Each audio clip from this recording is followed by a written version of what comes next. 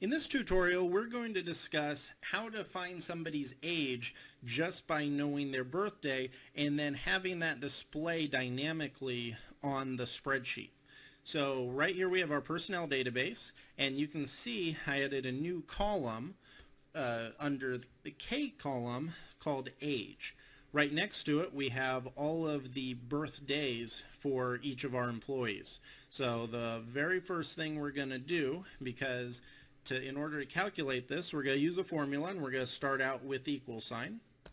And the way we're going to calculate this is using a int formula, int, start out the brackets, and then we're going to take today's day, and today's date being dynamic, so tomorrow it'll change to tomorrow's day, so on and so forth. So we're going to take today's day and then subtract their birthday. So click on that cell and it'll add in whatever their birthday is, and we have to make sure with today that we also add empty brackets right afterwards, and then we're going to divide that by 365.25.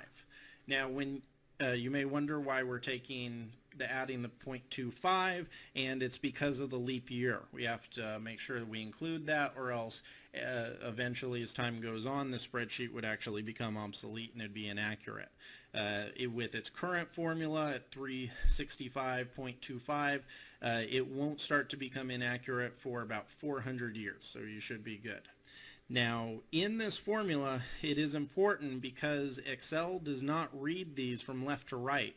It reads it just like in algebra, so division and multiplication those actually get calculated prior to addition or subtraction. So we need to make sure we put brackets before today and after the cell number.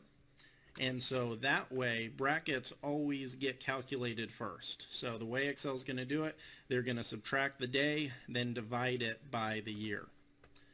Put brackets at the end, hit enter, and as you can see, it gets populated all the way down. And usually, like I always do in these tutorials, I've run through it just to make sure the formula works, and when you do it for the first time, it'll just give you this first cell. You can see our formula up there, and it's pulling the J2, which is the Jimmy Buffett birthday.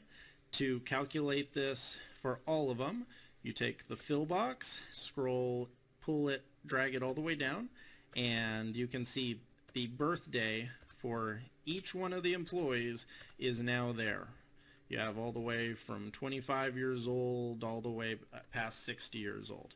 And as time goes on, these birthdays or these ages will change when the birthday comes around, and it will get switched over as they get older. So this is a really nice way to dynamically have the ages for anybody that you have on a spreadsheet and have it update without having you to change it manually.